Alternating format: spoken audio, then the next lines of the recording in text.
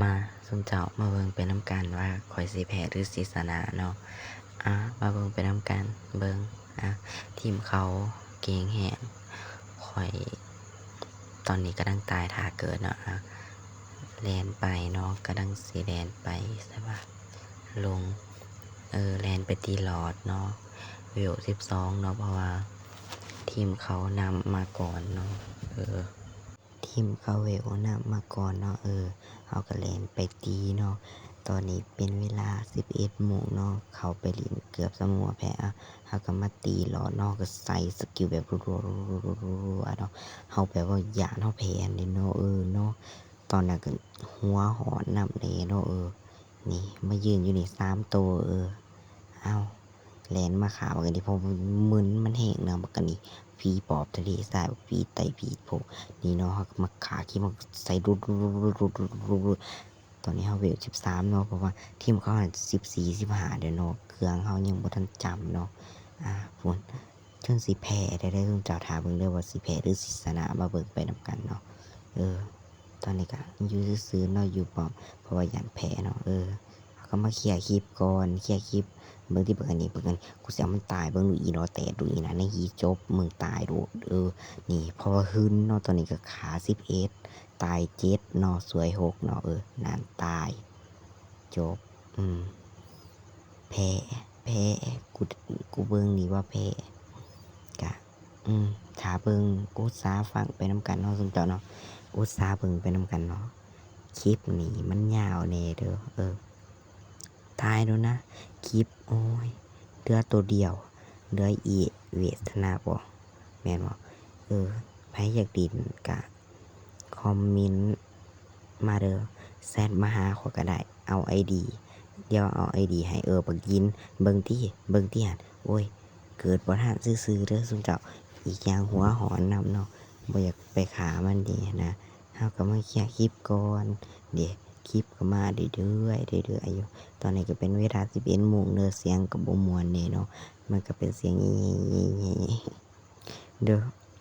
เฮาก็มาเคลียร์คลิปบักข่อยในเกมอันนี้ข่อยเบื่อไปสุดเบื่อบักไฟบักอันนี้นี่ตัวมันยิงไฟใส่เฮานี่เบิ่งดิเดี๋ยวสิให้ทุกคนเบิ่งไปเด้อสิบ่ปากเด้นะครับอันนี้ได้แบบโคตรแห้งเลยถ้าเบิ่งไปนำกันว่าข้อยสิแพ้หรือสิชนะนี่ข้อยมึนมันแห้งอีผีปอบอันนี้นี่อี cover picture มึง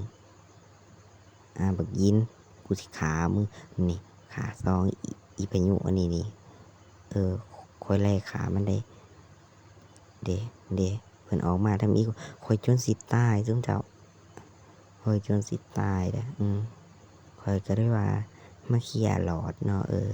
มาเอาหลอดบักยินกระเสือกมาเนาะก็มาขาเอากูอีกอ้าวมันใส่ตะมะมันบาดเลียวกูเจ็บเลยถือว่าแพ้เลยเนาะเบิ่งติอ้าวจนสิหายซุมเจ้าเบิ่งไปนำกันเด้อสิบ่ปาก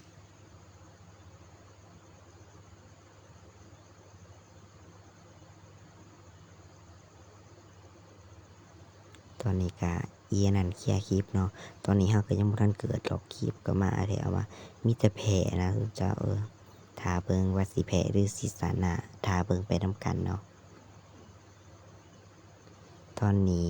สกอร์ข้อยฆ่าได้12คิวตาย9สวย8เนาะนี่ก็เวลจำได้เนาะแล่นใส่เพิ่นได้ย้านเพิ่นยังเวลจำได้ตอนนั้นหึนแห้งเนาะนี่ใส่เพิ่นใหม่จัดหนักจัดเต็มเก่งบ่อ้าวเก่งกับกูนี่เจอได้ทุกคน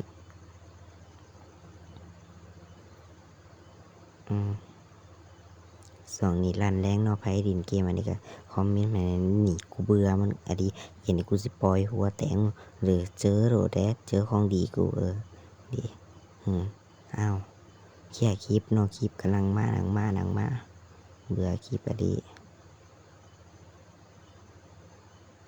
ตอนนี้คลิปที่มันตายไป2เนาะเดปะไก่เจียวกูสิเอามันนี่ ไปเอาบักไข่เจียวบักยินเขามามันแสแข็งตัวเองกูใส่เพิ่นโดดแดเพิ่นหยาดเพิ่นหยาดได้ยินกินขี้กากบักกะโปโลเนาะตอนนี้มาเอาไข่เจียวเนาะแล้วก็อิหยังต่อแล้วก็มาขานี่อิหยังหัวใส่เท้าบ่ขามาสวยหมูจ้อปอมเนาะขาตัวนี้อยากหายแห้งเนาะแบบรัวๆลิ้นแบบรัวๆเลยนะเอา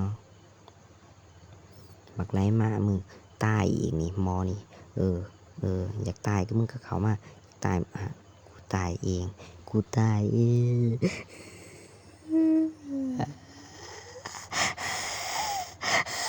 แพ้สู้กูแพ้เดอสกอร์ขาไหลไฟมันกะน้ำลายเติบเนาะอุ้ยก็บ่ได้เด้ม.1 ขา4ม.1 อันนี้ค่อยขา16เนาะคิวขา16จำเบิ่งเอาเด้อสุดตาย3คนสิได้เกิดเนาะเป็นสมมุติมา4แม่มึงหมูไปขาได้เป็น10 20คิวกูยังตายอยู่เกือบบ่จับฮานาบิลงคันบ่จับฮานาบิกูบอกกูแพ้นกสึกศกซักลับกลางอากาศตายแล้วก็นอนเบิดแล้วก็สิเว้าให้กูเด้อขอสิเว้าขอบ่จักเนาะนี่ก็พากเสียงเป็นเสียงผู้ชายเด้ออ้ายข้อยมาพากให้ก็อ้ายข้อยเด้อพากเสียงให้ส่วนข้อยหั้นบ่ข้อยว่าเสียงข้อยเด้อเสียงแนวนี้หั้นข้อยก็มาลุ่มกันเนาะมาขาแล้วข้อยก็มาลุ่มขาบักอันนี้เนาะขาบักนี้แล้วบัดนี้ป้อมข้อยก็แตกเบิดเนาะข้อยก็บ่จักสิเฮ็ดแนวใดคลิปมันก็มาเนาะว่าสิไปขาหลอดซอยหมู่ก็บ่ได้ไปเนาะก็เลยว่าไปเคลียร์คลิปก่อนย้านมันจ่อป้อมบางทีหั้นตั้งแต่มานี่ก็คลิปก็ยังหลายบ่แห้งแหละเนาะคลิปก็ยังหลายบ่แห้งแหละตั้งแต่มาเคลียร์คลิปบางทีเข้าหลังเข้าหน้าคลิปเอามาเคลียร์เบิ่งหนึ่งมันเบิดไปแล้วเบิ่งจะเบิ่งคลิปนี่เป็นกล้องเบิ่งที่พูนคลิปแล้วแถมว่าตอนนี้ทีมมันตายไปแล้ว4เนาะข้อยขาอยู่17ข้อยขาอยู่17ก็สิบ่เว้าหยังหลายเลย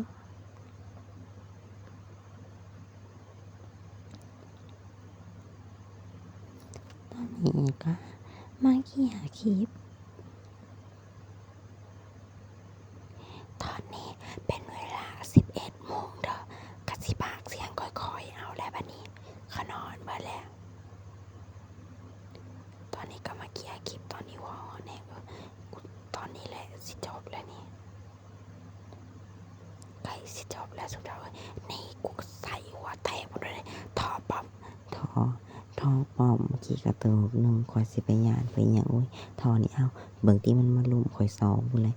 ข่อยก็ยังเอามันลงหลายเพราะว่าข่อยเก่งนี่3ตัวบักยินมันเค็งให้มันออกมายินเอาจบอันนี้ตายเกือบตายเหลือทออีหยังนี่เกือบตุยจบค่ะรู้ค่ะชนะแล้วค่ะมารู้ว่าจะไล่ MVP ไหม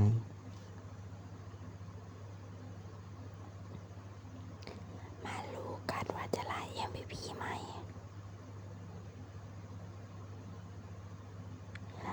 ไล่ MVP ซอยเลยไปรู้สกอร์กันมารู้สกอร์สันค่า18นะคะนี่ค่ะแคป เรามาโลสกอร์ค่ะสันค่า18ทาย10สวย13กันนะคะลาย MBB แต่ว่าไม่ได้12นะคะบายบายคลิปนี้ก็จบเหลือเพียงเท่านี้ค่ะใครสอบก็อย่าลืมคอมเมนต์มานะคะ